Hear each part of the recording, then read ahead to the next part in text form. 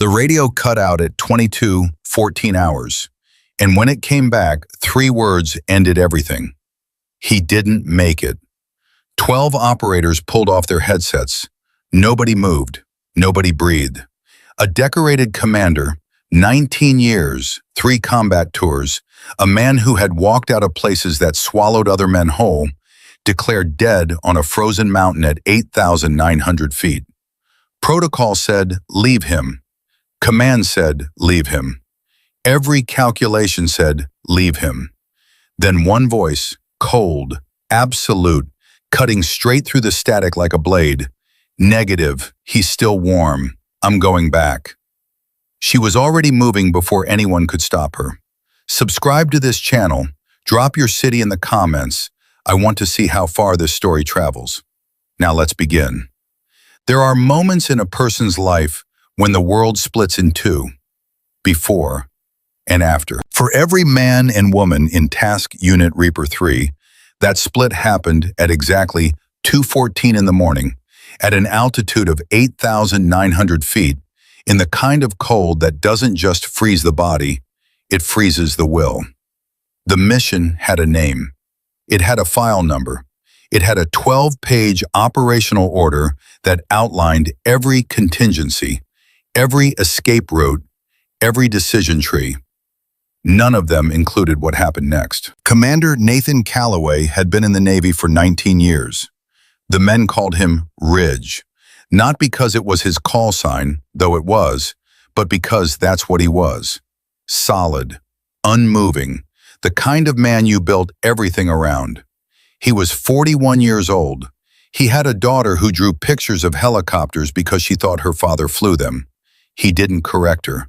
He figured it was close enough. Ridge was the type of commander who remembered birthdays, who checked on junior operators after bad missions, who would eat last, sleep last, and never, not once in 19 years, had he asked anyone to go somewhere he wouldn't go himself. That's what made him dangerous to lose, not just tactically, personally. Chief Petty Officer Arya Knox had been assigned to Reaper 14 months earlier, and those 14 months had been a slow, grinding education in what it meant to be tolerated rather than trusted.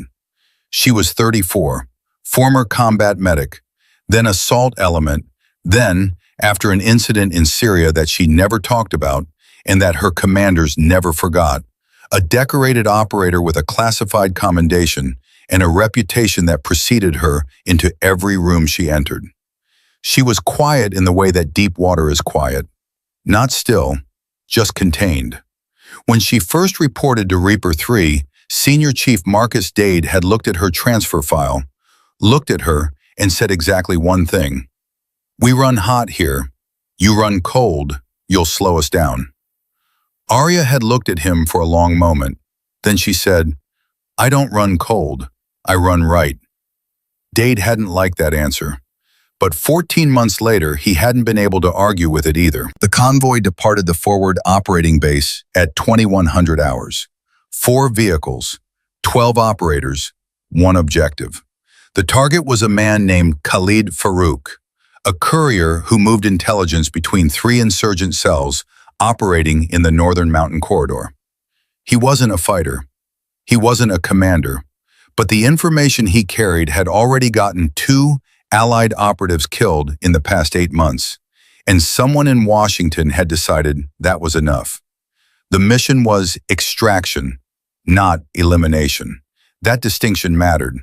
It meant they needed him alive, which meant they needed to be precise, which meant they needed Ridge. He rode in the lead vehicle, as he always did, not for the glory of it, because if there was going to be a first hit, he wanted it to be him. Arya rode in the 3rd vehicle, behind Senior Chief Dade and ahead of the rear security element. She spent the first 40 minutes of the convoy ride doing what she always did, running the scenario in her head. Not the plan, the failure points. Every crack in the structure, every place where reality might decide to disagree with the 12-page operational order. Petty Officer 2nd Class Jamie Reeves, riding beside her, noticed her silence and mistook it for nerves. First time on a mountain op? he asked. He was 26. He had been in the unit for 8 months. He was good. He just hadn't learned yet that silence wasn't the same as fear. Arya didn't look at him. 11th, she said. Reeves didn't say anything else after that. The IED detonated at 22:14 hours. Arya felt it before she heard it. A pressure wave that hit the vehicle like a fist through glass. A sound that wasn't a sound so much as a physical erasure of everything else. The lead vehicle, Ridge's vehicle, disappeared in a column of fire and displaced Earth. For exactly 4 seconds, no one moved. Then training took over. Contacts left. Suppressive fire. Vehicle 1 is down. Get me a count. Medic forward. I need medic forward. Arya was already moving before the last echo of the blast had cleared the valley. She pushed past Reeves, past Dade, past 2 operators who were still processing what their eyes had just told them. She reached the comms operator, Petty Officer Chen, who was working the radio with shaking hands, and she grabbed his arm. What's the status on the lead vehicle? Chen's face told her before his mouth did. Commanders, they're saying he's down, Chief. Pulse check came back negative. Who checked? Kowalski. He was closest. Is Kowalski a medic? Silence. Is he a medic, Chen? No, Chief. Arya let go of his arm and keyed her radio. Reaper Actual. This is Knox. I need a direct read on the commander's status. Who performed the assessment? The voice that came back belonged to Lieutenant Commander Graves, the officer coordinating from base, 20 miles away and 500 feet lower. Knox, this is Graves. We've got confirmation from the element on scene. Commander Calloway is KIA. Initiate exfil protocol. Who performed the medical assessment, sir? A pause, longer than it should have been. That information is confirmed through the element lead on site. The element lead is a breacher, not a medic. I need to get eyes on him. Knox, Graves's voice tightened. You have your orders. And he might have a pulse. That was the moment. That was the crack in the world. Every operator within earshot had gone still. Not frozen. They were still doing their jobs, still watching sectors, still returning fire at the sporadic contacts pushing in from the eastern ridgeline. But part of each of them had stopped, tilted, turned toward Arya Knox like a compass needle finding north. Senior Chief Dade stepped close. His voice was low, private, the kind of low that wasn't kindness, it was control. Knox, stand down. We exfil now. He might be in hypovolemic shock. That can read negative on a pulse check if you don't know what you're doing. If he's in shock, he has maybe 8 minutes. And if he's dead, you have maybe 8 minutes before this whole mountainside closes in on us. Then I need 6 of those 8 minutes. Dade stared at her. Behind him, the fire was intensifying. Muzzle flashes across the ridgeline. The sound of the rear security element taking rounds on the eastern flank. This is not a debate, Chief. No, Arya said. It's not. And she went. Dade shouted her call sign once. Then he didn't shout it again. Because somewhere in 19 years of watching people make decisions, he'd learned to tell the difference between recklessness and conviction. He didn't like what Arya was doing, but he recognized it. He grabbed Reeves. Set up a perimeter. Nobody advances on her position unless I say so. We're not going with her? Dade looked at the ridgeline, at the fire, at the burning wreckage of the lead vehicle 200 meters uphill. Not yet, he said. Arya moved uphill through ground that wanted to kill her. The cold was absolute. 9,000 feet of altitude in a mountain range that had been chewing up armies for 3,000 years. The kind of cold that made your hands clumsy and your thoughts slow and your body forget what it was for. She moved through it like she didn't notice. Later, people would ask her what she was thinking during those 4 minutes of uphill movement under fire. She would tell them the truth. I was doing math, hypovolemic shock, blast trauma, time elapsed, blood pressure differential at altitude. The way a carotid pulse presents when the cardiovascular system is in crisis versus the way it presents when it's stopped. She was doing math, and the math told her he wasn't dead. There was blood, a lot of it, from a sh- there was blood, a lot of it, from a shrapnel wound in the upper right chest. His body armor had caught most of the fragment, but not all of it. His face was gray. His eyes were closed. His lips had that particular color, not blue, not quite white, that she had seen before, in other places, in other emergencies, and that the textbooks called pallor, and that she called the edge. She pressed 2 fingers to his carotid artery. Nothing.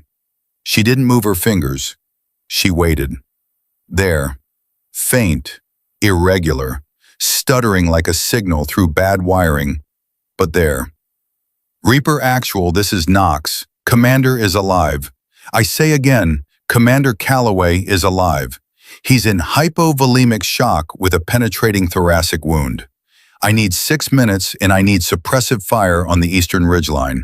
Now, the silence on the other end lasted exactly 2 seconds. Lieutenant Commander Graves came back. Knox, you are ordered to— 6 minutes, sir. Give me 6 minutes and I bring him home. Another silence. Then, and this surprised her, it wasn't Graves who answered. It was Dade. Reeves, Ortega, Jensen, on me, we're going up. She worked by instinct, in training, in something that wasn't either of those things. Needle decompression. Because the chest wound had created a tension pneumothorax, collapsing the right lung, stealing the heart's room to beat. A 14-gauge needle into the second intercostal space, mid-clavicular line. The hiss of released pressure was the best sound she had heard in years.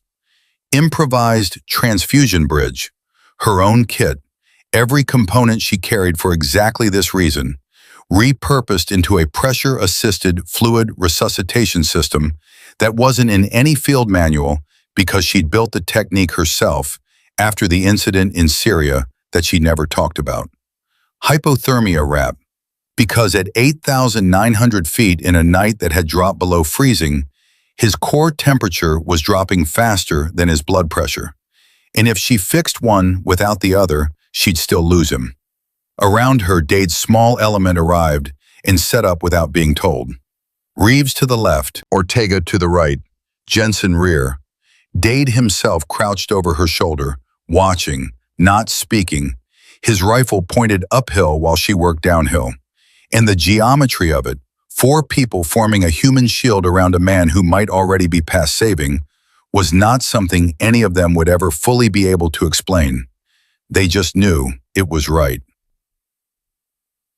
Ridge's eyes opened once, just for a moment. He looked at her, not with recognition, not with relief. Those things require more cognitive resources than a body in hypovolemic shock can spare. He looked at her the way a man looks at the only light in a very dark room. Arya met his eyes. "You're still here," she said. "Stay." His eyes closed. His chest kept rising. At 4 minutes and 30 seconds, Lieutenant Commander Graves's voice came back on the radio. "Knox, this is Graves. Command is ordering immediate exfil. You are to cease current operations and move to extraction point Bravo. This is a direct order." Dade's jaw tightened. He looked at Arya. She didn't look up from what she was doing. "Tell him we're Oscar Mike in 90 seconds, she said. That's not what he asked. "No," she said, "but it's the answer." Dade stared at her for a long moment. Then he keyed his radio. "Graves, this is Dade. Reaper 3 is consolidating and will be Oscar Mike to Bravo in 90 seconds. Maintaining comms. Out." He clicked off before Graves could respond. "You just bought us 90 seconds, he told Arya. "I only need 60, she said. At 5 minutes and 44 seconds, Ridge Calloway's vital signs stabilized enough for movement. Not good, not safe, not out of danger by any clinical measure, but stable enough. Arya stood up, pulled the thermal wrap tight, and looked at Dade. "I've got him," she said. "Knox, I've got him." She bent down, got her shoulder under his arm, found his weight, and began to move. 600 meters of rocky downhill terrain. Incoming fire from two directions. A man who weighed 210 pounds unconscious against her body. She began to move. What Dade did next was not in the operational order. It was not covered by protocol. It was not, strictly speaking, legal under the existing command directive from Lieutenant Commander Graves. He looked at Reeves. "You heard the lady. Let's move." Reeves looked at Ortega. Ortega looked at Jensen. Nobody said a word. They fell in around her, not because they were ordered to, because some things don't require orders. Back at the forward command base, the drone feed was running. Lieutenant Commander Graves stood in front of the monitor, watching 4 operators and 1 unconscious commander make their way down a mountain under fire. And he felt something shifting in his chest that he couldn't quite name. The drone operator beside him, a 23-year-old from Tennessee named Corporal Willis, was watching the same feed. Willis said very quietly, "Sir, she's carrying him." Graves didn't answer. "She's carrying the commander, by herself, on that terrain, under fire." The other operators in the room had stopped what they were doing. Every screen, every keyboard, every secondary task that had seemed urgent 30 seconds ago. Gone. They were all watching one screen, one woman, one unconscious man, one mountain that was doing everything it could to stop them both. Willis said even more quietly, "She's not going to make it." And from the back of the room, a voice, old, gravel rough, the voice of a man who had been in more bad places than he could count, said, "You don't know her." 200 meters down the ridge, Arya's legs began to burn. Not the ordinary burn of exertion. The deeper burn, the one that comes when the body has given everything it has, and the mind is the only thing left running the show. She was aware of Dade to her left. She was aware of Reeves moving behind her.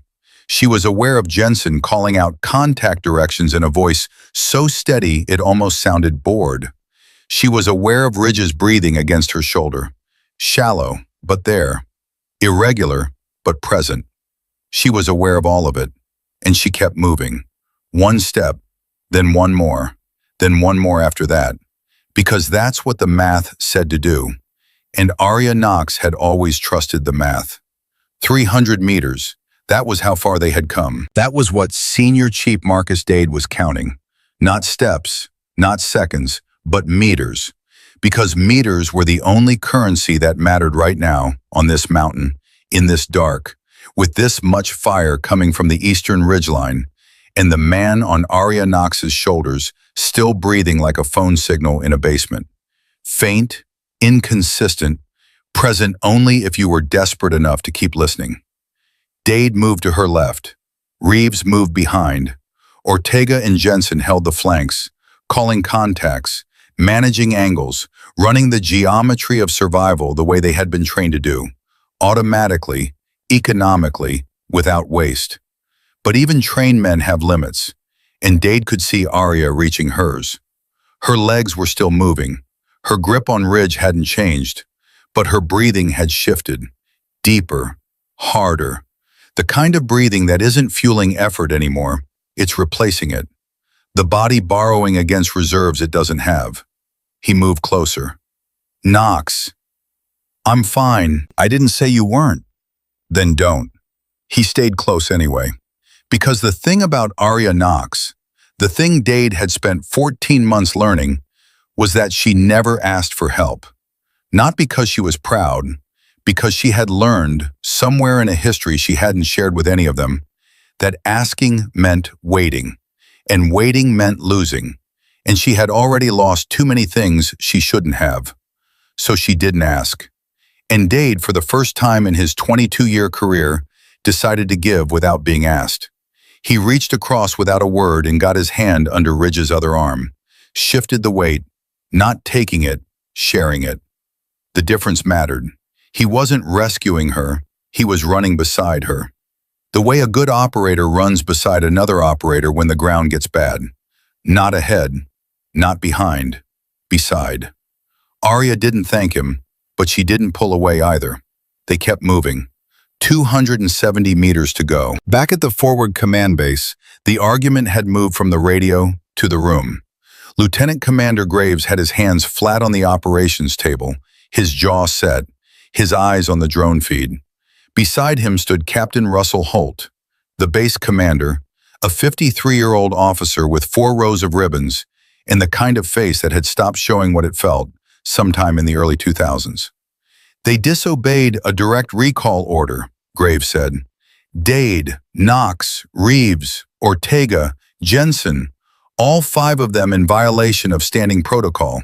When they get back down, I want this documented. Holt didn't answer. Sir, I heard you, Graves. Then, I said I heard you.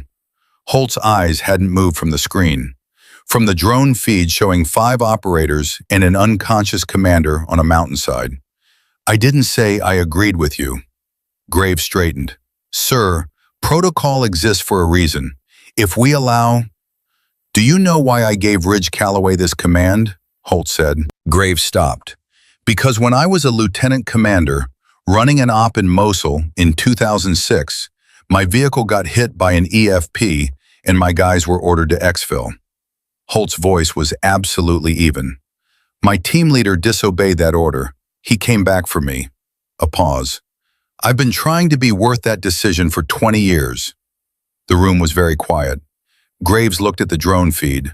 On the screen, small and gray and resolute, Arya Knox was still moving. He didn't say anything else. 210 meters. Arya's world had narrowed to 3 things: Ridge's weight, the angle of the slope, the sound of his breathing. Everything else, the gunfire, the cold, the burning in her legs, the voice of Lieutenant Commander Graves still occasionally crackling through the radio with variations of the same order she had already declined. All of it had moved to a room in the back of her mind with the door closed. Not gone, just filed. She'd deal with it when there was time to deal with it, and there wasn't time now, so the door stayed shut. His pressure's dropping, she said. Not loudly, just stating a fact the way she always stated facts. Clearly without drama, because drama costs time. How do you know? Dade asked. You can't check his pressure while you're moving him. I can feel it in his pulse. She had 2 fingers against his wrist, holding the grip point she'd maintained since they started moving. It's changing rhythm. He's building third spacing. Dade processed this. How long? If we don't get him to the surgical team in the next 18 minutes, the fluid I gave him starts working against him instead of for him. His body will read it as foreign volume and vasoconstrict. He'll crash harder than before. You're telling me he could survive the mountain and die in the base? I'm telling you we need to move faster. Dade looked at Reeves. Reeves looked at Ortega. A conversation that happened entirely without words, in the language of men who had been in bad places together. Reeves moved up. I'll take his legs. I've got him, Arya said. Knox. I have him, Reeves. You have him and the mountain, Reeves said, and his voice was steady and young and utterly without apology. Let me have the mountain. She looked at him, just for a half second, the kind of look that evaluates and decides and communicates the result all at once. Left side, she said. He moved to the left side. She didn't thank him either, but something in her posture, some fraction of tension she hadn't known she was carrying, eased. Just slightly, just enough.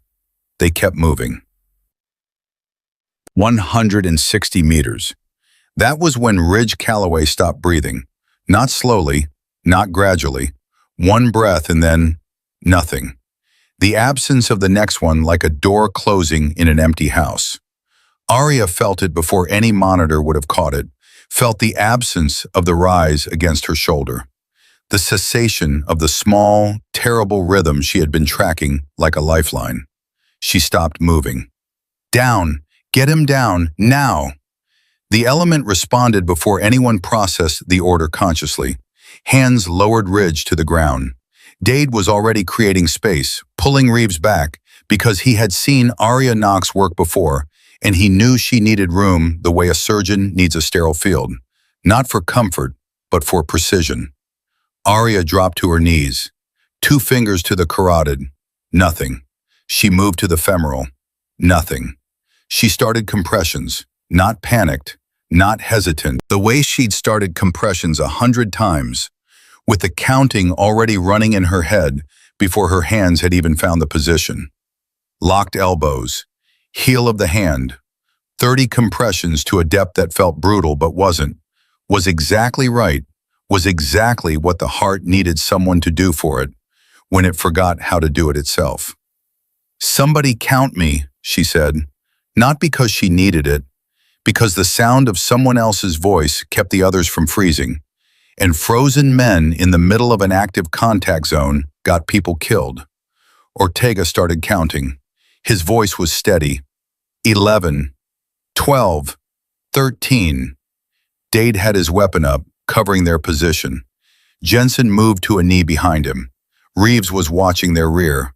Contact rounds were still impacting downrange. Not close, not accurate, but not stopping either. 22, 23, 24. Arya worked. Her arms burned. Not the burning of muscles being pushed, the burning of precision being maintained through exhaustion, which is a different kind of burning and a harder one. 30. She shifted.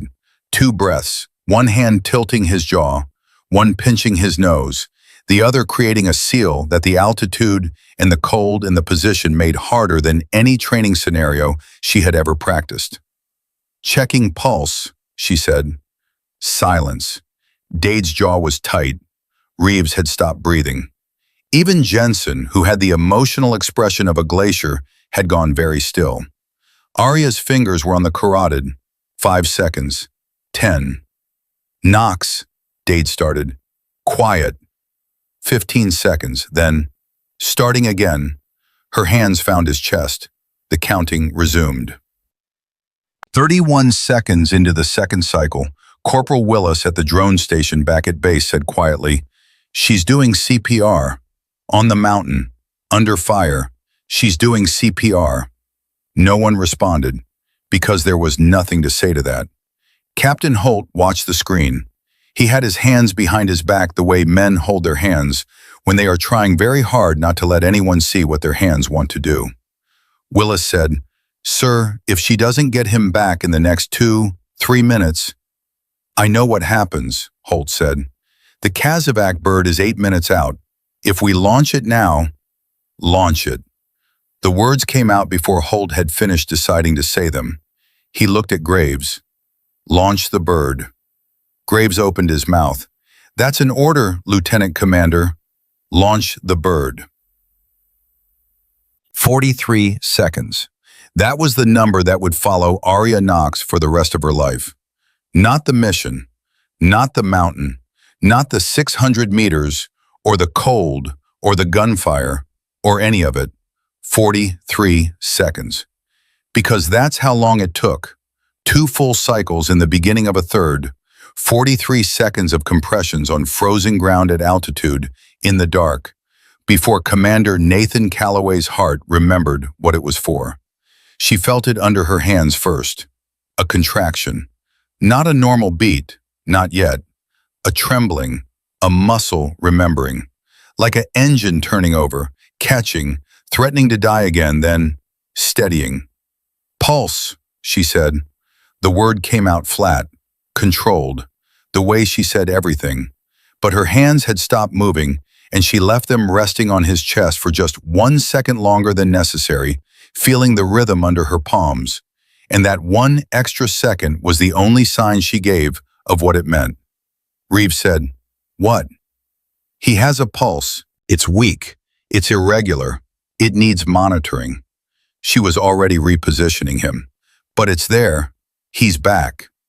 The silence that followed lasted maybe 3 seconds.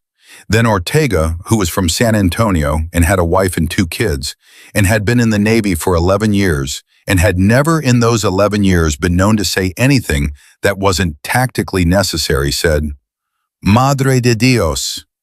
And Dade, who hadn't prayed since his mother died 12 years ago, said nothing at all. But his eyes closed for just a moment, And when they opened, something in them was different. Not softer, just changed. The way a man looks when something he was sure of turns out to be wrong, and he's grateful for the wrongness. 200 meters to extraction point, Arya said. Let's go. They went. And here is what none of them would fully understand until much later, when they had time to think about it in the way that only comes after danger has passed and the body has stopped running on adrenaline and starts running on memory. None of them had been ordered to come back. Dade had disobeyed a direct recall order. Reeves, Ortega, and Jensen had followed Dade, which meant they had also disobeyed. They had done it knowing the consequence, knowing that the paperwork waiting for them at the bottom of this mountain might end careers, knowing that Lieutenant Commander Graves was watching from a drone feed and that his expression probably matched the tone of his radio transmissions. They had done it anyway, not because they were reckless, not because they were insubordinate, not because they had decided, in some collective moment of adrenaline-fueled heroics, that protocol didn't apply to them. They had done it because Arya Knox had looked at the data, the real data, the clinical data, the data that lived in pulse rhythms, in blood pressure signatures, and the specific color of a man's face at altitude, and had made a decision. And the decision was right. And when a person's decision is right, really right, the kind of right that survives scrutiny and data and the cold light of an after-action review, other people feel it. They don't always know why they feel it, but they feel it. That was what leadership actually looked like. Not a title, not a rank, a decision that was right, and the willingness to carry it. 100 meters. The Kazovac helicopter's rotors were audible now, coming in from the south, navigating the mountain terrain with the lights off and the pilots flying on instruments, because the weather had closed to the point where visual flight was a coin flip, and these were not the kind of pilots who flipped coins. Reeves heard it first. Birds inbound. ETA? Arya asked. 2 minutes, maybe less.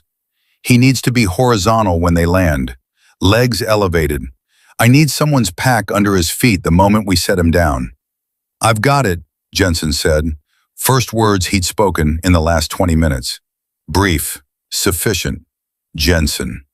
They covered the last 100 meters in a controlled push, not running because running on this terrain with an unconscious man meant a stumble, and a stumble meant starting everything over, but moving with the compressed urgency of people who understood exactly how much time they had and were not willing to waste a second of it. At 50 meters, the incoming fire stopped.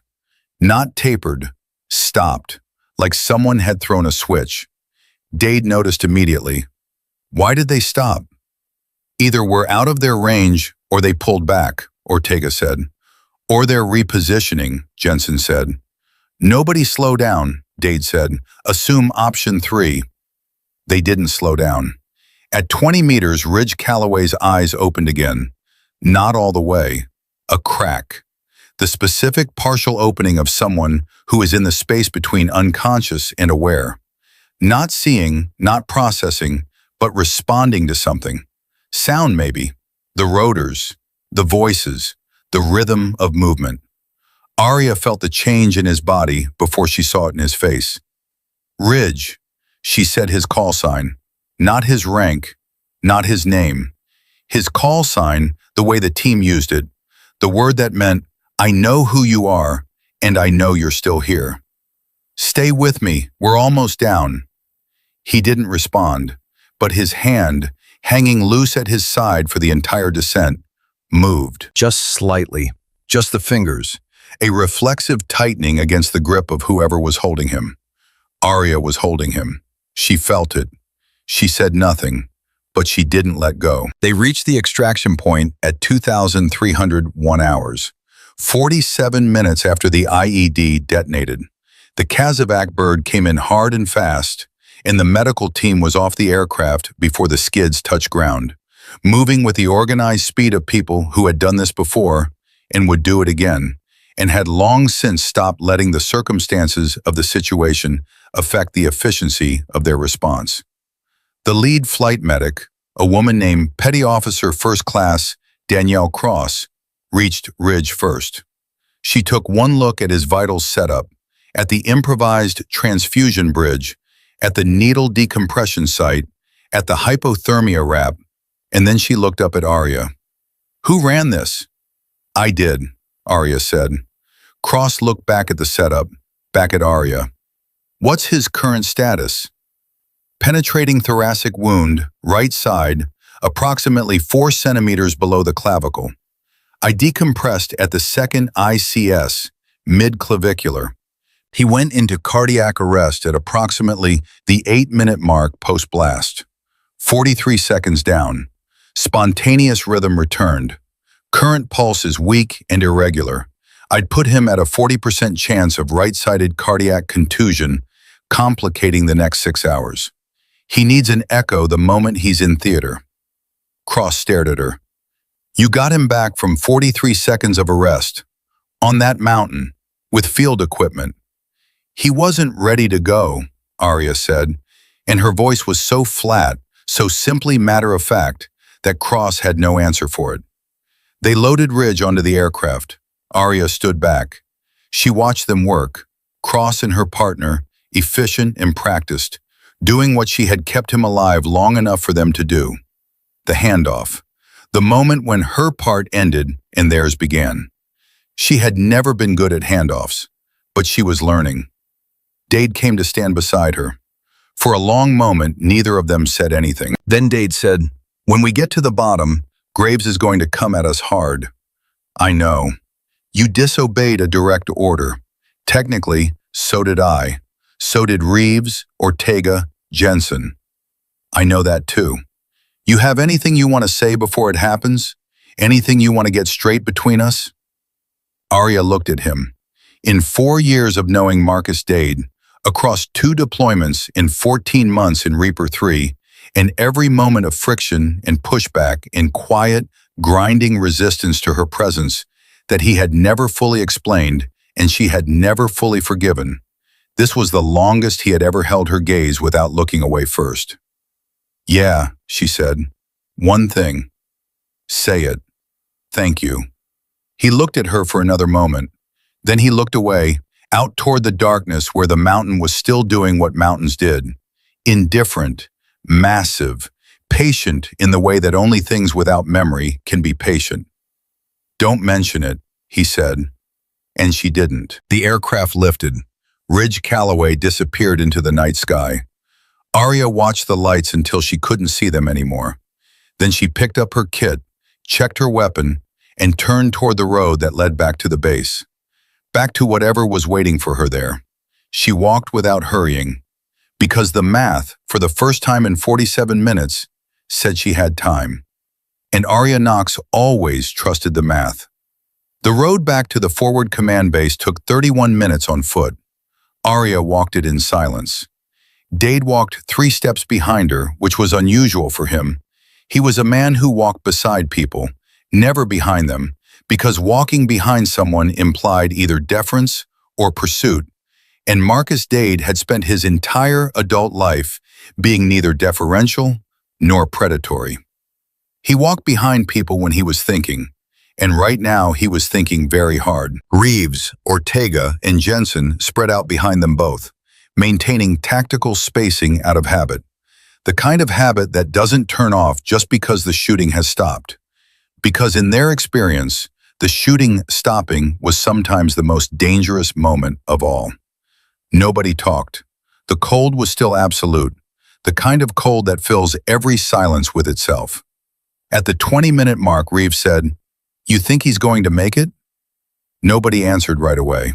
Then Arya said, "He was alive when they loaded him. His rhythm was holding. The surgical team at base is good." She paused. "He'll make it." She said it the way she said everything, as a statement, not a hope. Reeves nodded, even though she wasn't looking at him. It was enough. Lieutenant Commander Graves was waiting at the gate, not metaphorically, literally standing at the entry checkpoint with his arms crossed and his jaw doing the thing it did when he was containing something that wanted to come out at volume. He looked at all 5 of them as they came through. Then his eyes landed on Arya and stayed there. "Chief Knox," he said. "My office. Now." Dade stepped forward. "Sir, the debrief should include—" "I didn't say your name, Senior Chief." "No, sir, you didn't. But what happened on that mountain involved every member of this element. And if there's a conversation to be had about it, it should be had with all of us present. Sir." Graves looked at Dade. Something moved behind his eyes. Not backing down, not quite, but calculating, reassessing. Graves was many things, and one of those things was smart enough to know when he was outnumbered in a way that paperwork couldn't fix. "Fine," he said. "All of you. Conference room. 15 minutes. He walked away without waiting for a response. Reeves watched him go. "That went better than I expected." "It hasn't gone anywhere yet," Dade said. Captain Russell Holt was already in the conference room when they arrived.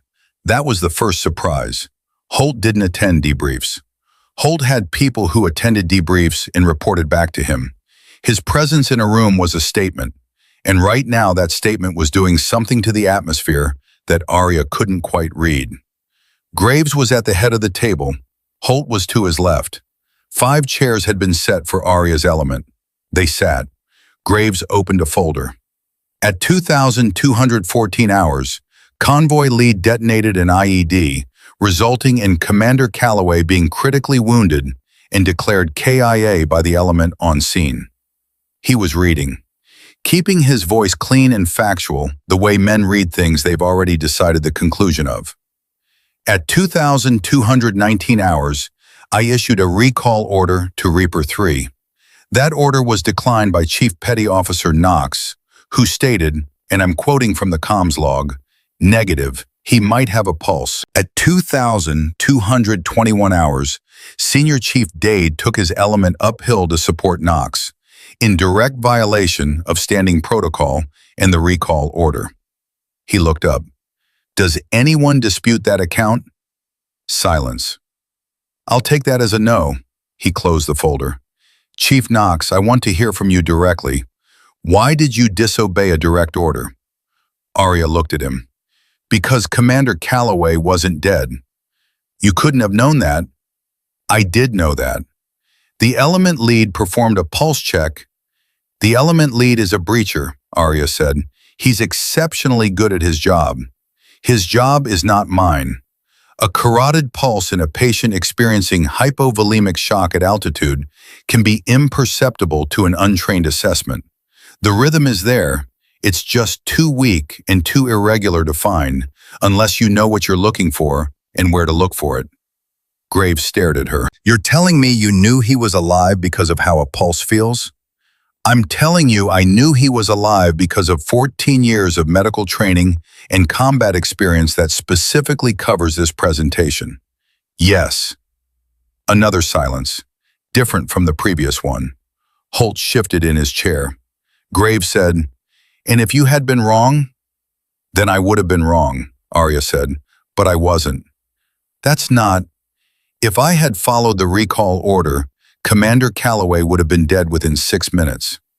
I have the biometric data from his vitals set up that supports that. I'm prepared to present it." Graves stopped. The room stopped with him. "What biometric data?" he said.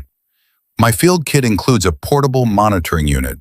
It logs vitals continuously from the moment of first patient contact. I have a time-stamped record of Commander Calloway's blood pressure, pulse rate, oxygen saturation, and respiratory function from the moment I found him until the moment the Casevac team took over." She met Graves's eyes without blinking. "At the time you issued the recall order, his systolic blood pressure was 61 over palp. His heart rate was 22 beats per minute and dropping. His core temperature had fallen to 94.3 degrees. Any one of those numbers alone would have been survivable with intervention. All 3 together, without treatment, in that environment, gave him a survival window of approximately 6 minutes. She paused. "You issued the recall order at 20-21-19.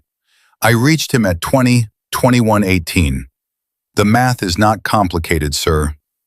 Graves opened his mouth, closed it, opened it again, and said nothing.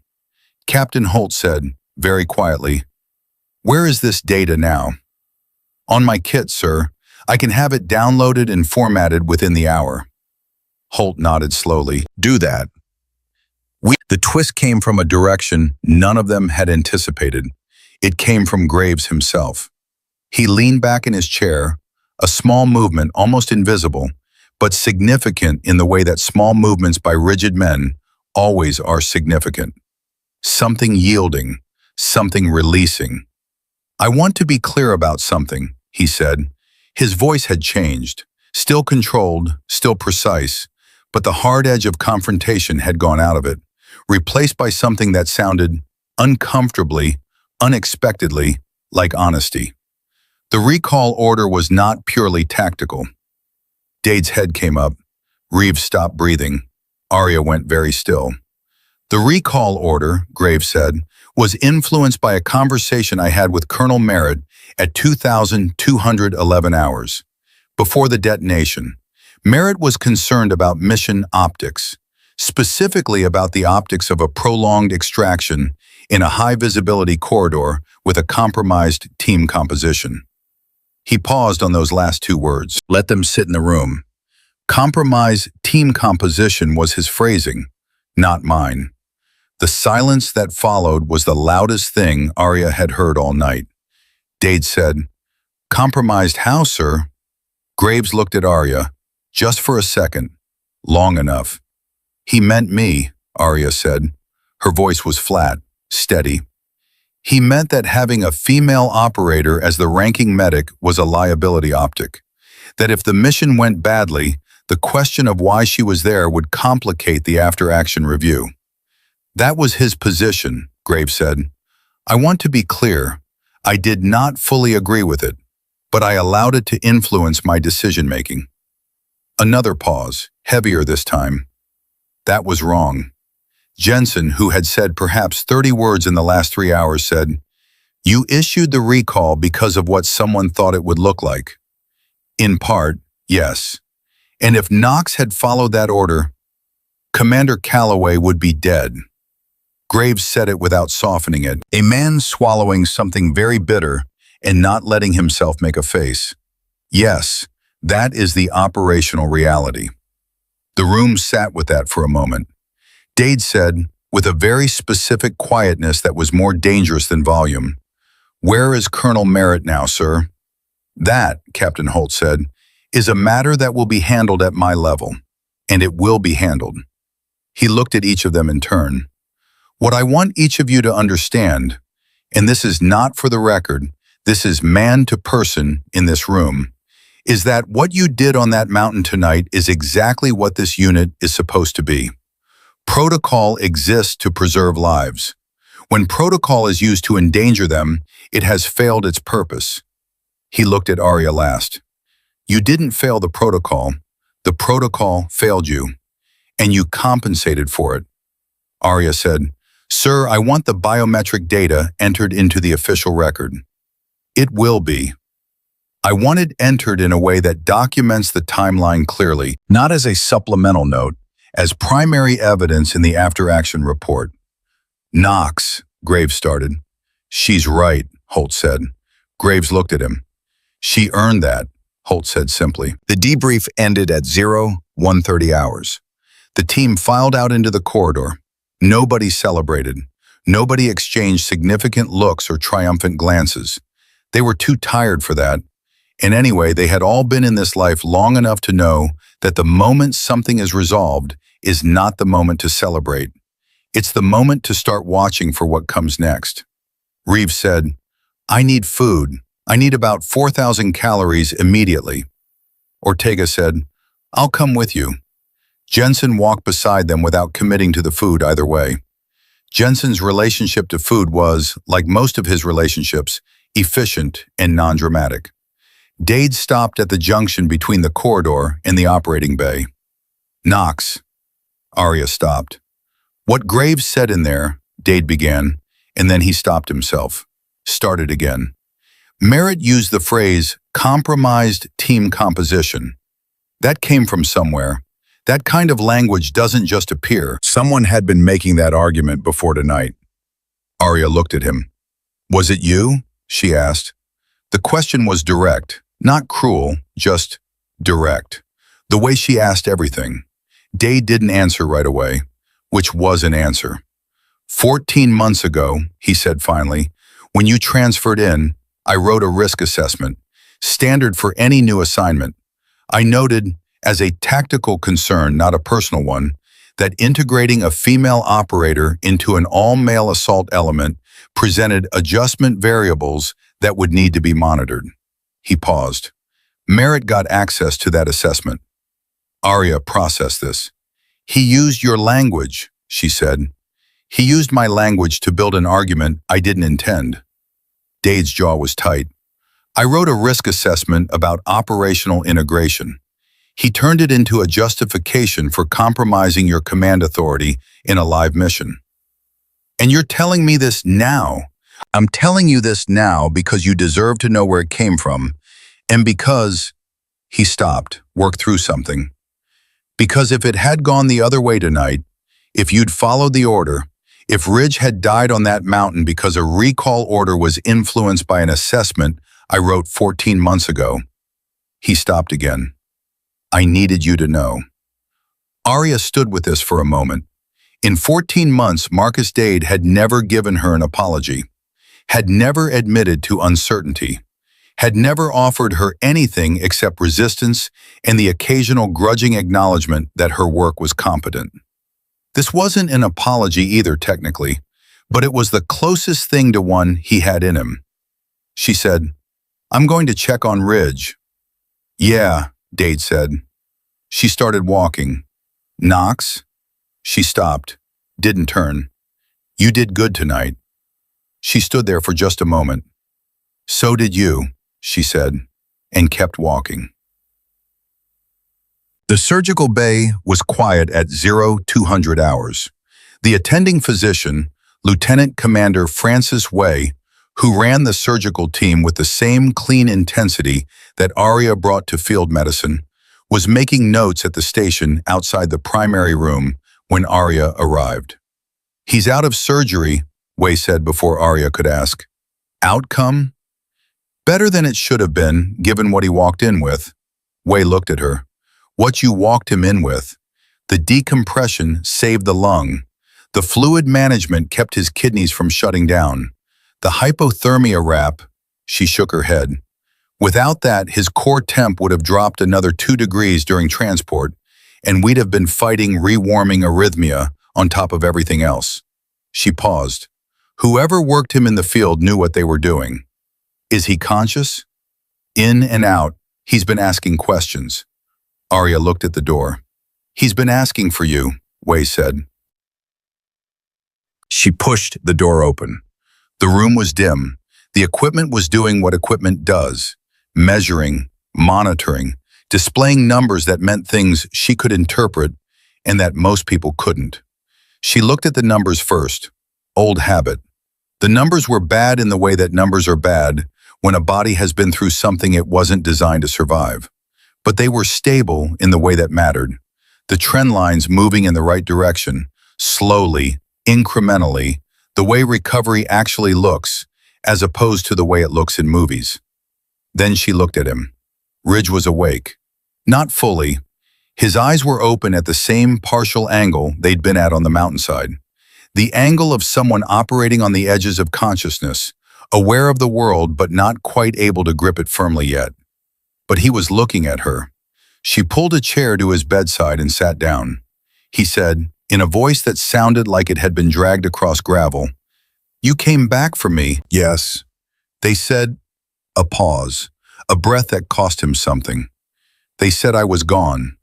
You were close. How close?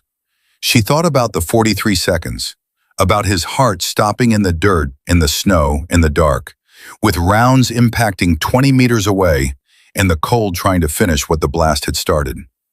Close enough, she said. He was quiet for a moment. Graves issued a recall, he said, not a question. He must have been piecing it together from what he'd heard through the fluctuating consciousness of the transport. Yes. You didn't follow it. No. His eyes, still at that partial angle, watched her face. Why? It was a real question, not rhetorical, not grateful, just genuine.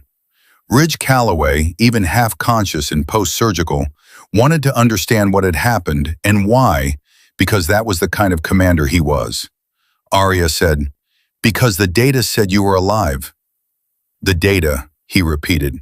"Your pulse presentation didn't match cardiac arrest. It matched hypovolemic shock. The distinction matters because one is irreversible in a field setting and one isn't." She met his eyes. "You weren't irreversible." He was quiet for a long moment. Then he said, "Dade came back too." "Yes." "Reeves, Ortega, Jensen." "Yes." "None of them were ordered to." "No." He closed his eyes for a moment, opened them again. "Why?" Arya thought about it. About Dade's hand taking half the weight without being asked. About Reeves moving to her left side in the dark. About Ortega's voice counting compressions steady and clear while fire worked around them. About Jensen saying, "I've got it," and meaning exactly that. "Because that's what the unit is," she said, "when it's working the way it's supposed to." Ridge looked at her for a long time. "I have a daughter," he said. "She's 9. She draws pictures of helicopters." "I know," Arya said. "You mentioned her once in the mission brief for Kandahar. You said if the op ran long, someone needed to call her school on Friday because she had a recital." Something moved across his face. The particular expression of a man who is surprised to have been heard. "I didn't know you were listening." "I'm always listening." He was quiet. Then, "Thank you, Arya. Not Chief, not Knox, not Chief Knox, Arya." She sat with that for a moment, let it land the way it was meant to. "Sleep," she said. "Your body needs the resources." He nodded once. A slow, heavy movement, like a man who has been fighting gravity for hours and is finally willing to stop. His eyes closed. His chest rose and fell. Regular now, still monitored, still fragile in the way all bodies are fragile when they've been reminded of their own limits. But breathing. Arya sat beside him for another 10 minutes, not watching the monitors, just sitting, because sometimes the data isn't the only thing that matters. Sometimes what matters is that someone stays, not for clinical reasons, not for tactical reasons, just stays. She had learned that in Syria, in the incident she never talked about, in a room not unlike this one, sitting beside someone who hadn't made it and understanding, too late that time, that presence has its own kind of medicine. She had carried that understanding into every field assessment since. She carried it now. When she finally stood up, Ridge was fully asleep. The monitors were steady. Way would be back in 40 minutes for her next check. Arya replaced the chair, checked his IV line from habit, adjusted the thermal blanket by half an inch. Then she walked out of the room, into the corridor, into the quiet of a base that was running on its nighttime skeleton crew. And she stood against the wall for just a moment, alone. She wasn't thinking about Graves, or Merritt, or the biometric data she still needed to prepare, or the conversation with Dade, or the 43 seconds, or the 600 meters, or any of the things that would need to be addressed, documented, reviewed, argued, defended, and eventually resolved. She was thinking about Ridge's daughter, 9 years old, drawing pictures of helicopters, still going to have a father in the morning. Arya pushed off the wall, straightened her gear, walked toward the operations center where a computer was waiting for her, and a data set needed formatting, and a record needed to be set straight. She had work to do. She always had work to do, and Arya Knox had never once in her life been afraid of work. The biometric data took her 2 hours and 17 minutes to format. Not because the data was complicated, it wasn't. The numbers were clean, the timestamps precise, the trend lines unmistakable. A first-year medical student could have looked at that data and understood what it showed. What took the time was the language, the translation of clinical precision into the kind of prose that couldn't be reinterpreted, softened, or buried in an appendix where no one with authority would ever think to look for it. Arya had been in the Navy long enough to know that truth without language is just data. And data, in her experience, was only as powerful as the person presenting it. So she wrote carefully. She wrote with the same discipline she brought to everything. No excess, no emotion, no room for anyone to dismiss the conclusions as personal rather than professional. She wrote the kind of document that made the facts speak so loudly that the people reading it had no choice but to hear them. At 0347 hours, she sent the formatted report to Captain Holt. At 0349, Holt replied with 2 words, "Received." Good. She closed the laptop. For the first time in over 5 hours, she sat in silence without a task in front of her. It lasted about 40 seconds before Reeves appeared in the doorway of the operations center with 2 cups of coffee and the expression of someone who has been waiting for a reasonable moment to exist and has decided that 40 seconds of silence qualifies. "You should sleep," he said, setting 1 cup in front of her. "I will." "When?" "When I'm done." He sat across from her. "You're done. You sent the report." "There are follow-up actions." "Knox." He said her name the way young people say the names of people they've decided to take seriously, with weight. "You carried a 210-pound man down a mountain in the dark. You did CPR in the dirt under fire. You've been awake for," he checked his watch, "22 hours. The follow-up actions will wait." She looked at him. "What?" he said. "Nothing." She picked up the coffee. "You remind me of someone." "Who?" She drank, didn't answer. He let it go because he was 26 and learning when to push and when not to. And the expression on her face right now was clearly a not to. They sat in silence for a while, not uncomfortable silence, the kind of silence that settles between people who have been through something together and don't need to narrate it. Then Reeves said, "Can I ask you something?" "You can try." "On the mountain, when you found him and his pulse came back," he paused, "were you scared?" She looked at the cup in her hands, thought about the question with the same seriousness she gave to every question worth giving seriousness to. "Not in the way you mean," she said. "Fear in an acute situation feels different from fear in regular life. It doesn't hit you as an emotion. It hits you as information. Your body is telling you something important about your environment." She paused. "I registered the information. I used it. I didn't have time to feel it." "And after?" A beat. "After is for later," she said. Reeves nodded slowly. "When's later?" She stood up, picked up her coffee and said, "Not yet." She walked out. He watched her go, and he thought, not for the first time that night, not for the last time in his career, that he was watching someone who had learned to carry things so long that she'd forgotten they had weight. Colonel Merritt arrived at the forward command base at 0900 hours. Nobody announced his arrival. Nobody had to. The way a command environment shifts when someone with authority enters it is not subtle. It's a change in atmospheric pressure, a tightening, a realignment of bodies toward the source of rank, the way plants tilt toward light. Arya felt it from the operations bay before she saw him. She had slept 4 hours, showered, changed, eaten something that had protein and calories, if not flavor. She was functional, which was the target she aimed for when the target of rested wasn't available.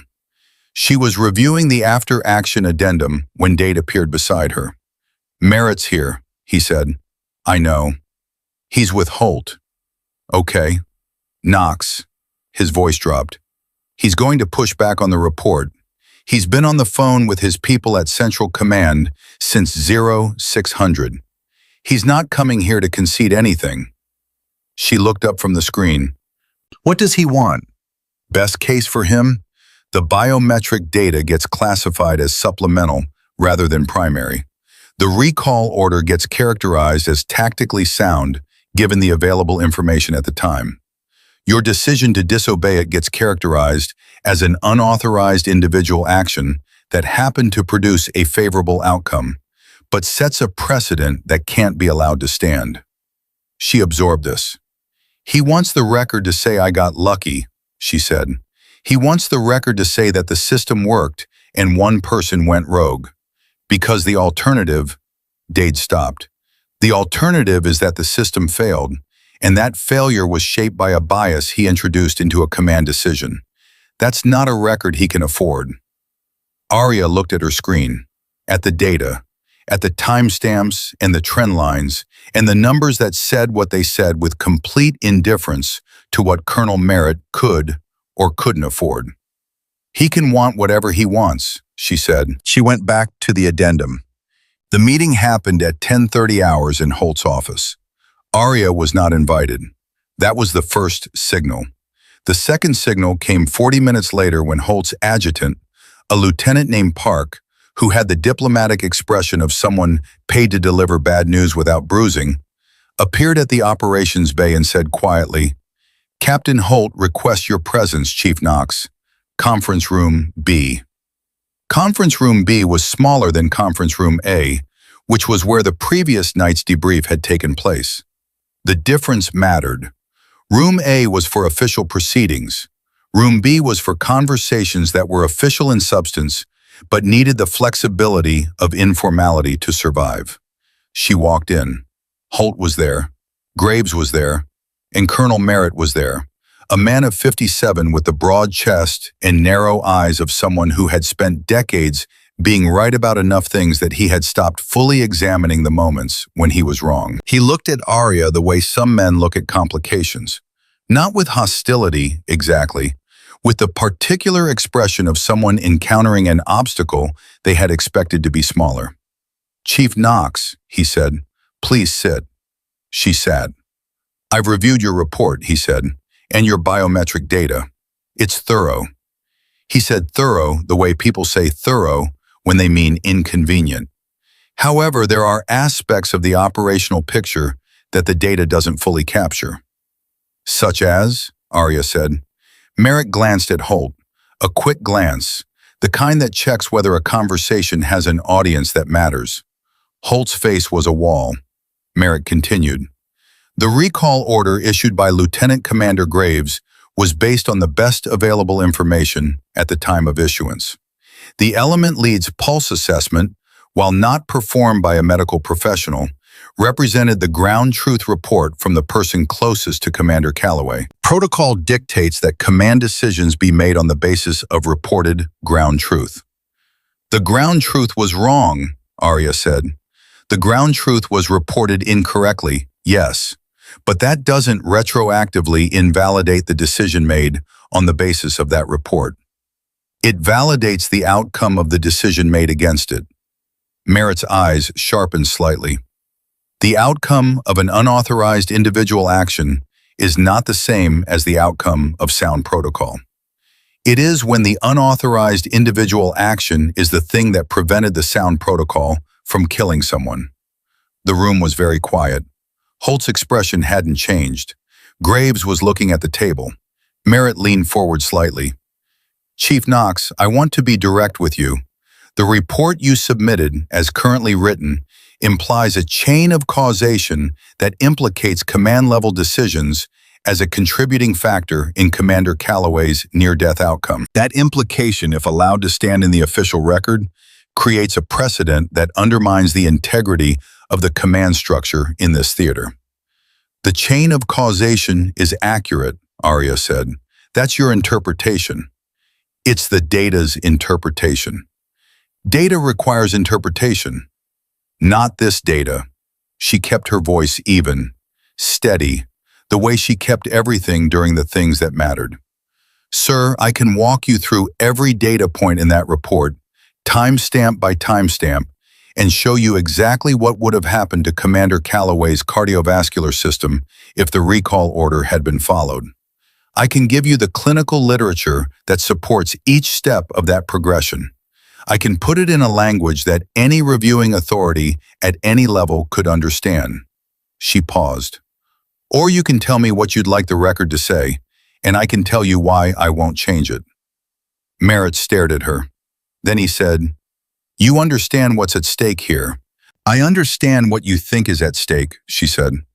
"I think what's actually at stake is whether Commander Calloway's survival gets documented accurately so that the next time a medic on the ground makes a correct clinical judgment that conflicts with a command order, there's a record that supports listening to her." Another pause. "Sir." The silence that followed lasted 8 full seconds. Arya counted them. Then something happened that she had not anticipated. Colonel Merritt looked at Holt, and Holt, who had been a wall the entire conversation, looked back at Merritt with an expression that Arya had not seen on his face before. Not anger, not authority, something older than both of those things. Certainty. "Russell," Merritt said, "the use of the first name, private, direct, the language of men who have known each other long enough to dispense with rank in closed rooms, was itself a kind of argument." "Elliot," Holt said, "the report stands." 3 words, no elaboration, no softening. Merritt's jaw tightened. "You understand the implications." "The implications of letting an accurate report stand are that the record is accurate," Holt said. "I've spent 30 years in this service making sure the record is accurate. I'm not going to stop because the accuracy is inconvenient for someone's career positioning." "This isn't about career positioning." "Then what is it about?" A very long pause. "The optics," Merritt said finally. And in saying it, in that word in that room, he had told the truth and lost the argument at the same moment. Holt said, "The report stands, Elliot. We're done here." Merritt left the base at 1300 hours. By 1400, Arya had heard from 3 separate people that he had made calls. To Central Command, to the JAG office, to someone at the Pentagon whose name she didn't recognize, but whose title suggested he had been making problems disappear for a long time. She wasn't surprised. She hadn't expected the fight to end in one room. Fights like this didn't end in one room. She was reviewing the secondary elements of her report when Dade came in and sat across from her. The same position Reeves had occupied at 0400, and said, "Merritt's making calls." "I know. Holt knows too. He's already ahead of it." "Is he?" "He sent a report to the Admiral's office before Merritt had landed." Dade's voice carried something that she took a moment to identify as quiet satisfaction. Not gloating. He wasn't built for gloating. Satisfaction. The kind that comes from watching a thing done correctly. "Holt plays a longer game than Merritt thinks." Arya looked up. "We're Admiral Chen?" "The one and only." She processed this. Admiral Victor Chen ran the Special Operations Command for the entire theater. He was 61 years old, 3rd-generation Navy, and had a reputation that preceded him by about 3 hallways in any direction he walked. He was not a man whose attention you wanted for the wrong reasons, and he was not a man who was influenced by optics. He was, in other words, exactly the kind of person whose attention you wanted when the record needed defending. "When?" she asked. "Report went to his office at 10:45. He acknowledged receipt at 11:12. Dade paused. "He requested the raw biometric files at 11:30. Arya sat with that for a moment. The raw files. Not the formatted report, not the summary, the raw files, the actual data, unprocessed, the way it came off the monitoring unit, time-stamped to the millisecond. "He knows what he's looking at," she said. "Admiral Chen was a flight surgeon before he went into command track," Dade said. 22 years of clinical background before he ever ran a unit. She hadn't known that. She looked at the screen, at the document she'd been building. "Why are you telling me this?" she said. "Because you've been sitting here building a defense for a fight that may already be won, and I thought you should know." She looked at him. He shrugged, which on Marcus Dade was roughly the equivalent of an extended emotional disclosure. "Go check on Ridge," he said. He was asking for you again. Ridge was sitting up when she arrived. Not fully. The angle was assisted by the bed, and the effort it cost him to maintain it was visible in the set of his jaw and the careful way he was managing his breathing. But he was sitting, looking at the door, like he'd been expecting her. "You're vertical," she said. "Wei says I'm ahead of schedule." He paused. "She also says it's because of what you did in the field." "She's being generous. She's being accurate. She told me if the decompression had been even a few minutes later, the lung wouldn't have re-expanded properly. I'd be managing a permanent compromise." He held her gaze. "I'd be managing a lot of things permanently." Arya sat down. "How's the pain?" "Managed." A slight pause that said the management was imperfect. "I've been briefed on what happened after the mountain. The debrief. Merit." "By who?" "Holt came by this morning." He shifted carefully. "He told me about the recall order, about what influenced it." His voice was measured, but underneath the measure was something that wasn't quite anger and wasn't quite grief. More like the specific weight of a man confronting what his life was almost worth to someone else's career management. "Arya." She waited. "He almost let me die," Ridge said. "Not Graves. Graves was following a bad influence. But Merritt." He stopped. "He decided that your presence on my team was an optic problem, and that optic problem was worth more consideration than my survival." "Yes, and you knew. In that moment on the mountain, when you heard the recall order, you knew." "I knew the recall was compromised," she said. "I didn't know exactly why yet. I just knew the clinical picture didn't match the decision. But some part of you knew it might have been about you being there." She held his gaze. "Some part of me has known that since the day I got to this unit." The honesty of it landed between them without armor. Ridge said, "That's not the unit I run." "I know that. I need you to know it fully.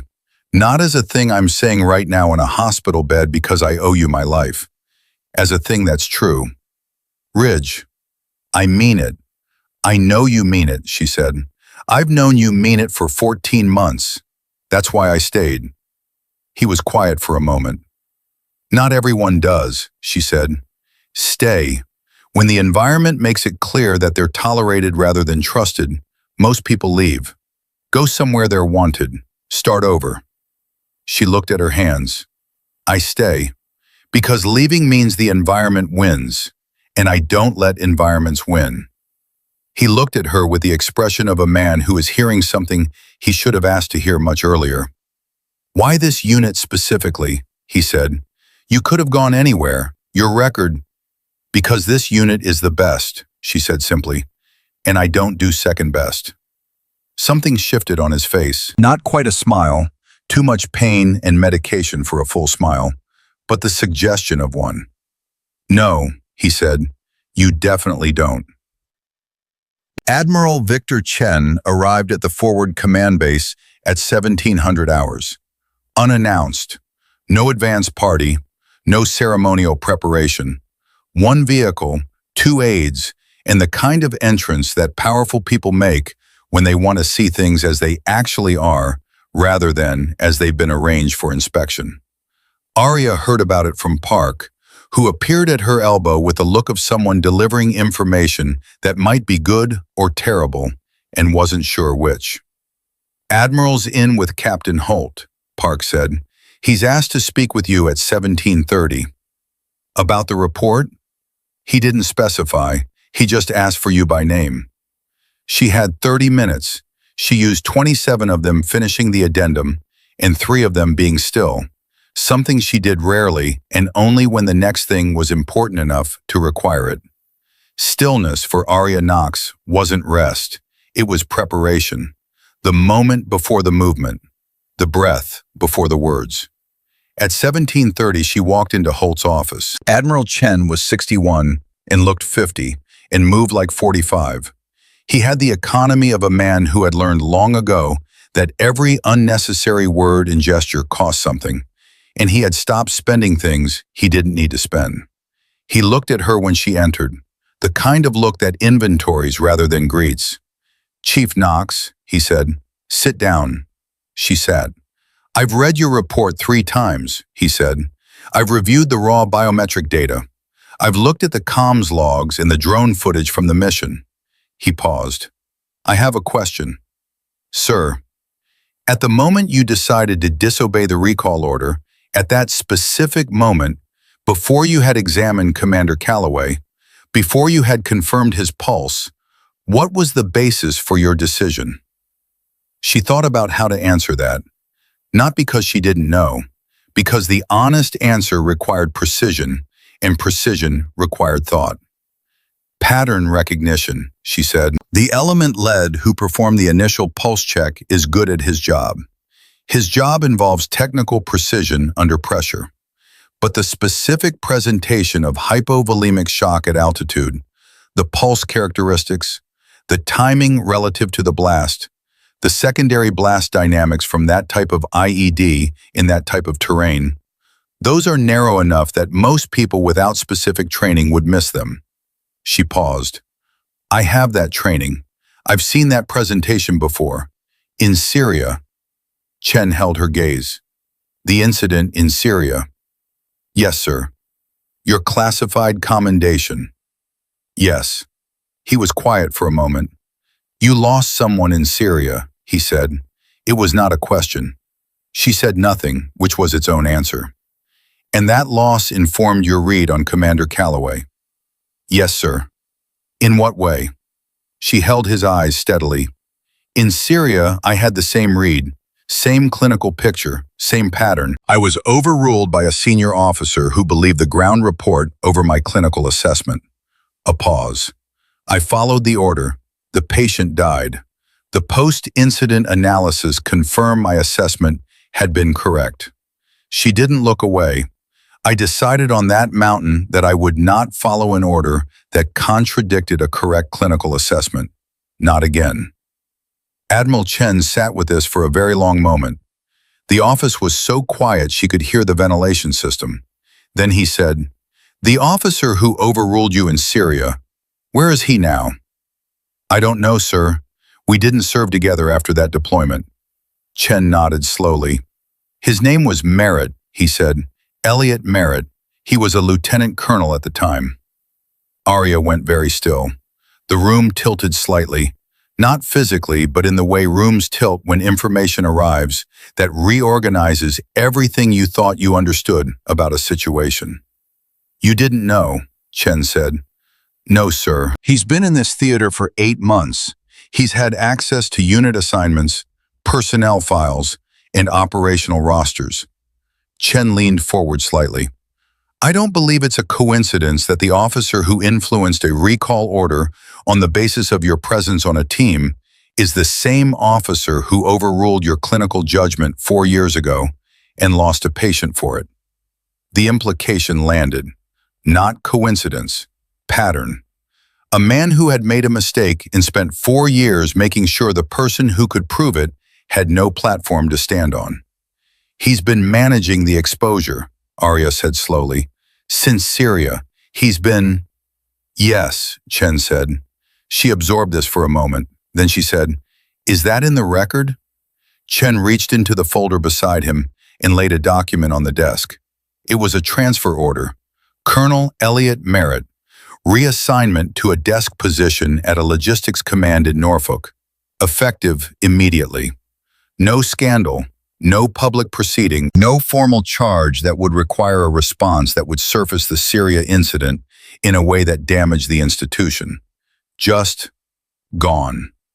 "Sir," she said carefully, "that's quiet." "Yes." "He made a decision that almost killed a decorated commander. Twice." "Yes." "A quiet reassignment." "Chief Knox." Chen's voice was gentle and absolute at the same time. The voice of a man who understood the gap between justice and institutional reality and had spent a lifetime navigating it. "Merritt is finished. He will not influence another operational decision. He will not have access to another unit's personnel files. He will not be within 1,000 miles of anyone serving in this theater. He paused. That is the outcome. The pathway to that outcome is quiet because a loud pathway takes 6 months and costs 4 good people their operational status while lawyers argue about it. His eyes were direct. Is that the outcome you wanted? She thought about it. About Ridge in a surgical bed. About Syria. About the patient she hadn't been able to save. Yes, she said. That's the outcome I wanted. Chen nodded. Good. He closed the folder. He looked at her one more time with the inventory look, and this time the inventory seemed to reach a conclusion. Your report will enter the official record as primary documentation, he said. The recall order will be characterized as a command decision made on incomplete information with contributing external influence. That language protects the chain of command while accurately reflecting the facts. He stood.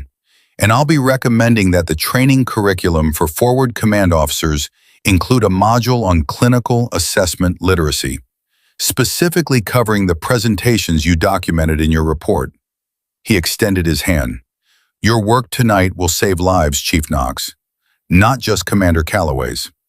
She stood and shook his hand. Thank you, sir. Thank yourself, he said. You did the work. He walked out. She stood in Holt's empty office for a moment. Outside the window, the base was running on its normal rhythms. Vehicles moving, operators in transit, the perpetual hum of a place that doesn't stop because any individual part of it has been through something. The mountain was out there somewhere, past the perimeter wire, doing what mountains do. And Arya Knox stood in a quiet office at the end of the longest day of her career, and she thought about Syria. About the door she had kept closed for 4 years. About the man who had helped keep it closed, and who was now, quietly, finally, permanently, no longer able to stand in front of it. She let herself feel that for exactly one moment. One full, quiet, honest moment. Then she straightened her gear, walked out of the office, and went back to work. Because Arya Knox didn't stop. That was the thing about her that Merritt had never understood, that Dade had taken 14 months to learn, that Reeves was just beginning to see, and that Ridge Calloway had understood from the moment she walked into Reaper 3 and refused to run cold. She didn't stop. Not on the mountain, not in the surgical bay, not in the conference room or the operations center or Holt's office. She didn't stop because stopping to her was not rest. It was surrender. And Arya Knox had never surrendered anything in her life that she wasn't willing to give up. Not one single thing. 3 weeks passed. 3 weeks of the particular quiet that follows extraordinary events. Not peaceful quiet, not restful quiet, but the compressed, pressurized quiet of a place that has absorbed something significant and is still deciding what to do with it. The forward command base ran on its normal rhythms. Missions were planned and executed. Reports were filed. The mountain stood where it had always stood, indifferent to everything that had happened on its slopes. But something had changed inside the unit. Not loudly, not in any way that would show up in an operational report or a performance review. But the men of Reaper 3 had been through something together. And shared experience at that level of intensity leaves a mark the same way scar tissue leaves a mark. Invisible until you press on it, and then undeniable. Reeves had stopped calling Arya Chief in the casual moments. He still used the rank when it mattered, in the operations bay, in the field, in front of officers. But in the corridor, over food, in the 15 minutes between briefings when people were just people, he called her Knox. The way teammates call each other, the way people call each the title has become less accurate than the name. Ortega had started leaving a second coffee at her workstation every morning without comment, just there when she arrived, every day. Jensen had said in a full team briefing, when a visiting officer from another unit made an offhand comment about the unusual composition of Reaper 3, exactly 7 words. The composition works. Next question, sir. And moved on before anyone could respond. These were small things, But small things in a unit are the architecture of culture. The unit doesn't change in speeches, it changes in the 7-word moments, in the second cup of coffee, in the casual use of someone's name. Dade noticed all of it. He noticed it the way a man notices things when he has decided to pay a different kind of attention than he has been paying. When something has shifted in him, quietly, without announcement, and the world looks slightly different from the other side of the shift. He hadn't written a risk assessment since the night of the mountain. He wasn't sure he would again. Ridge Calloway was cleared for limited duty at the start of the 4th week. Not field duty, not yet. The chest wound had healed faster than Way had projected, which she attributed directly to his baseline physical condition and indirectly, again, to the field intervention that had kept the lung functional during the critical window. But the cardiac contusion Arya had flagged, the 40% probability she had cited in the Kazovac handoff, had materialized as a mild arrhythmia that needed another 3 weeks of monitoring before anyone would sign off on putting him back in the field. He hated it. He hated it in the specific, contained way that action-oriented men hate being stationary, not with complaint, not with visible frustration, but with the compressed energy of someone running at full cognitive capacity with nowhere to put it. He spent the limited duty hours in the operations bay, reviewing mission plans, running training assessments, attending every briefing he was permitted to attend, and sitting in the back of several he technically wasn't. On the Thursday of the 4th week, he walked into the bay where Arya was running a medical readiness assessment on 2 junior operators who had joined the unit during his recovery. He stood in the doorway and watched for a moment. She was explaining the carotid pulse assessment, the specific technique, the specific pressure, the way to distinguish a shock presentation from cardiac arrest in a field environment without monitoring equipment. Her voice was the same as always, flat, precise, without drama. But the 2 operators were watching her with the total attention of people who understand that what they're being taught has stakes. One of them, a young petty officer named Garza, 24 years old, 3 months in the unit, said, "Is this how you found the commander? On the mountain?" "Yes," Arya said. "And the element lead had already done a pulse check and said he was gone?" "Yes." "So how did you know he was wrong?" She paused. The pause of someone deciding how much to give. How much was useful as teaching versus how much was personal history wearing the costume of instruction. "Because I've seen this presentation before," she said, "and I know what it costs to get it wrong." Garza held her gaze. "Syria?" Something moved in her expression. A fraction of something. "Yes," she said, "Syria. What happened in Syria?" "That's a different lesson," she said, "for a different day." She looked back at the assessment materials, back to the technique. Ridge stood in the doorway and didn't announce himself, because the thing happening in that room was more important than his arrival, and he knew it. He watched her teach for another 10 minutes, and somewhere in those 10 minutes, something finished settling in him, something that had started on the mountain and had been working its way towards solid ground ever since. He walked away without interrupting. The Admiral's recommendation regarding clinical assessment training became official policy at 1100 hours on the Friday of the 4th week. A mandatory module, 2 hours of instruction, integrated into the command certification curriculum for all forward operational officers. Written acknowledgement test, practical scenario assessment. The curriculum was built around a case study. The case study was anonymous, no names, no unit designations, no identifying information. Just the clinical facts, the command decision, the clinical judgment that contradicted it, and the outcome. But anyone who had been at that base during those 3 weeks knew exactly whose case study it was.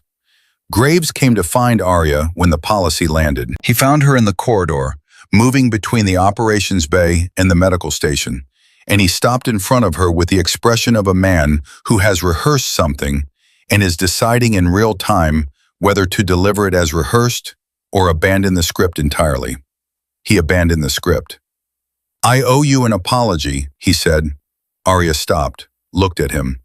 "I allowed an external influence to compromise a command decision," he said. "I knew Merritt's framing was wrong when he said it. I knew compromised team composition was language that didn't describe operational reality. I used it anyway because it gave me a justification for a decision that felt safer in the moment." His jaw was tight.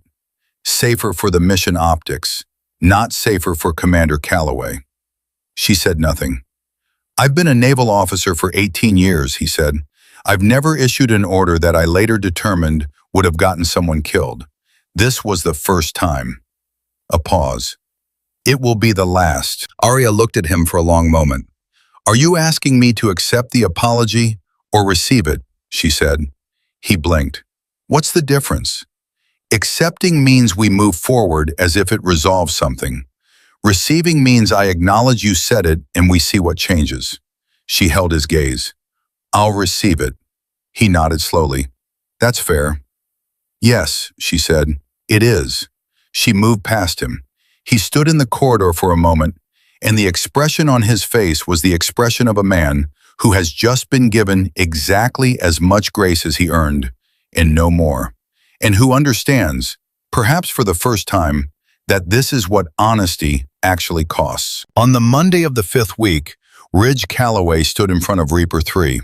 The full unit, 12 operators plus Graves, plus 2 senior enlisted who ran the training program.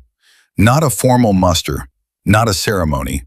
Ridge had specifically said no ceremony. He had enough ribbons. He didn't need another occasion. He stood at the front of the room the way he had always stood in front of a room, without the performance of authority, because he didn't need to perform it. It was just there, in the way he occupied space. He said, "I want to say something to this unit before we move forward. I want to say it once, clearly, and I don't want it to become a thing we refer back to constantly, because that's not how this unit operates. We say a thing, it's said, we live it. Clear?" A few nods. General silence that meant yes. On the night of the IED, this unit was given an order that was built on bad information and influenced by a bias that had no place in a command decision. He paused. "Some of you followed a different order, the right one. Not because you decided protocol didn't apply to you, but because you recognized that the protocol had been corrupted and you trusted the person whose judgment was correct."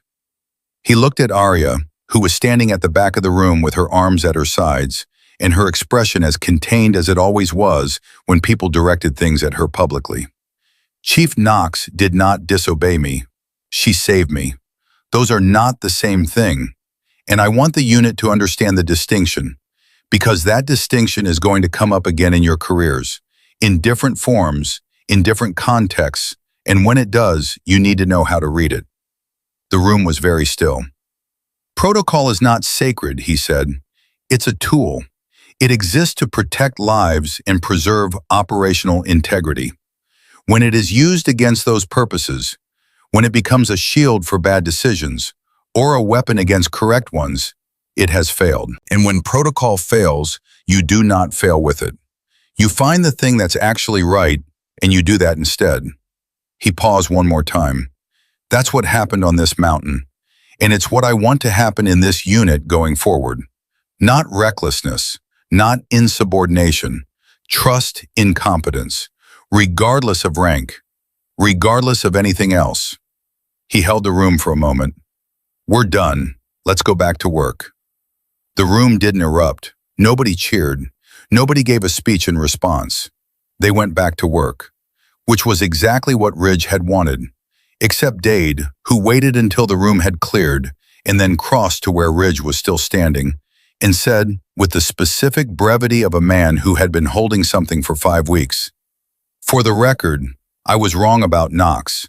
From the beginning, I want it said." Ridge looked at him.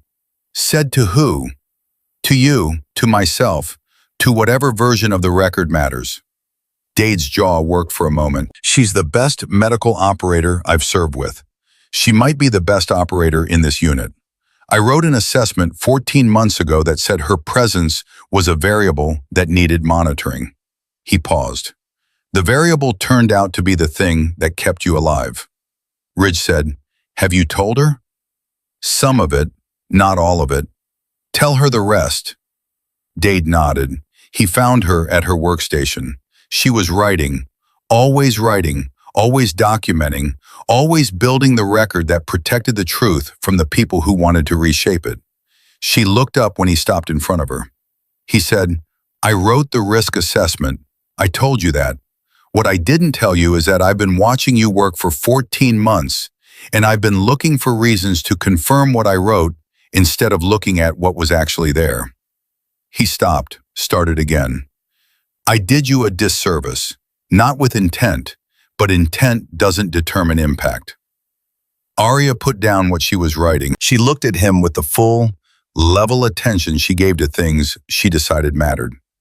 "Why are you telling me this?" she said. Not the same question she'd asked before, in the corridor after the debrief. Softer now, more genuinely curious. "Because you deserve to know that the person standing in front of you right now is not the same person who wrote that assessment. And I want you to know the difference." She held his gaze for a moment. "Dade," she said, "I knew the difference before you did." Something moved through him that took him a second to identify. Not quite relief, not quite release. Something closer to the feeling of putting down a weight you've been carrying long enough that you'd stop registering it as heavy.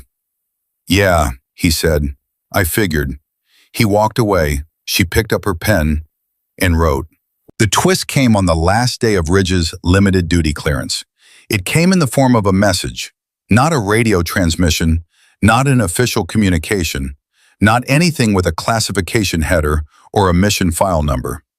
A personal message, routed through official channels because that was the only routing available to the person who sent it.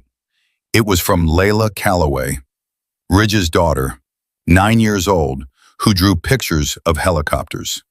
The message had been sent from her school's computer, dictated to her teacher, and forwarded through a family liaison channel to the base communications center, where it had been printed on plain paper and left in Ridge's recovery mail slot. He read it in the surgical bay, sitting in the chair beside his now empty bed, in the hour before Wei gave him his final clearance assessment. Arya happened to be in the room, routine check on a junior operator 2 beds over, when he read it. She wasn't watching him, but she heard the sound he made. Not a word. Not quite. The sound a person makes when something hits the place they protect most carefully, the place behind the competence and the authority and the years of trained composure. The place that doesn't have armor because armor there would cost too much. She looked over. He was holding the paper with both hands. His shoulders had done something she had never seen them do in 14 months and one very bad night on a mountain.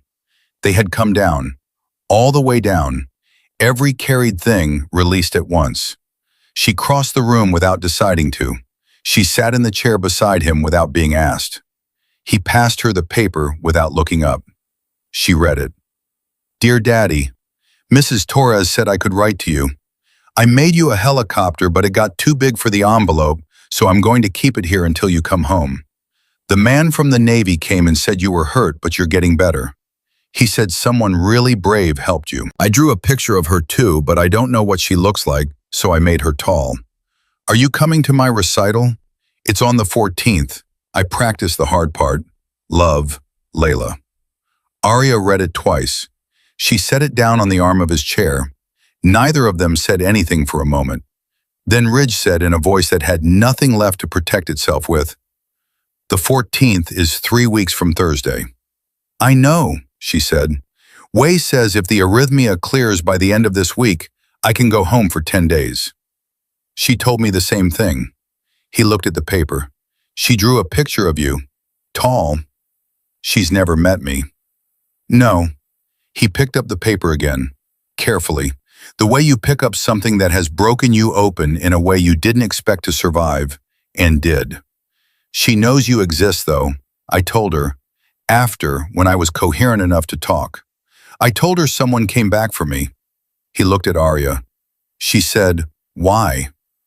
What did you tell her?" I told her I didn't know yet. Arya was quiet for a moment. You could tell her, she said, that some people decide the math is more important than the order, and the math said you were worth coming back for. He held her gaze. Is that why? He said, and she answered him honestly, the way she answered everything, without decoration, without softening, with the clean precision of a person who has spent so long managing the distance between what she felt and what she showed that the distance had become part of who she was. Partly, she said. He waited. You remembered the recital, she said. In the Kandahar briefing, you stopped a mission brief to make sure someone would call her school about a Friday recital. She paused. Commanders who stop mission briefs for that don't get left on mountains. He was quiet for a long moment. That's the whole reason? He said, half question, half something else. That's the reason I'll tell Layla, she said. He understood what she meant. Some things don't need more language than they've already been given. Go to the recital, she said. Be there on the 14th. I intend to. Good, she stood up. Tell Wei you're ready for your assessment. She hates waiting. He almost laughed. It pulled at his chest and he stopped short of it, but the impulse was there, alive and genuine in a thing she saw clearly. Knox, he said. She paused. Thank you, he said. Not the way he'd said it in the surgical bay 3 weeks ago, raw and medicated and barely conscious of what he was saying. This time with full awareness, full weight, the gratitude of a man who has had 3 weeks to understand exactly what he is grateful for. For all of it, the mountain, the data, the room with Merritt, all of it. She looked at him for a moment. You would have done the same for me, she said. He held her gaze. Yes, he said, I would have. She nodded once and walked out. 3 weeks later, on the 14th, Ridge Calloway sat in the third row of his daughter's school auditorium in Virginia Beach. He was still moving carefully, still managing the remnant of the arrhythmia, which was resolving on schedule and would be fully cleared by the following week.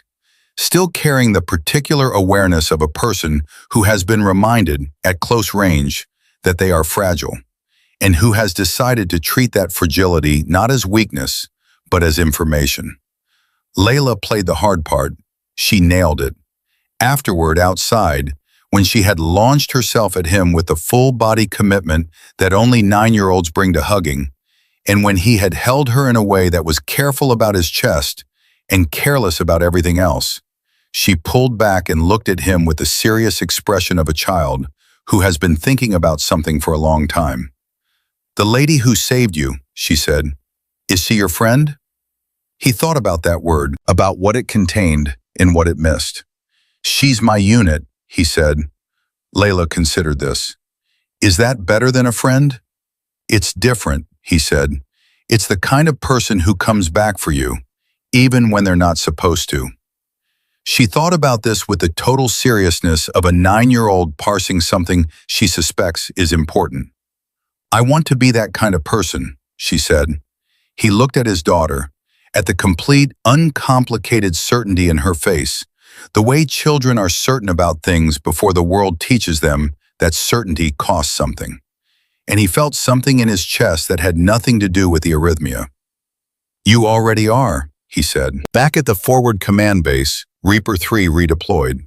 New mission, new mountain, same unit, fundamentally, structurally, in every way that mattered, a different unit than the one that had driven into those mountains 6 weeks earlier. Ridge was not with them. Not yet.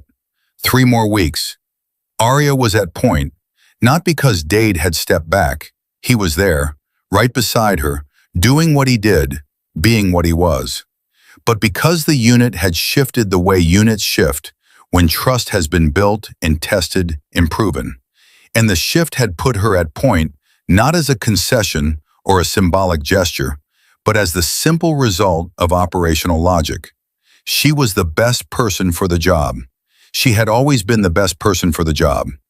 Now everyone knew it. including the people who had spent 14 months deciding not to.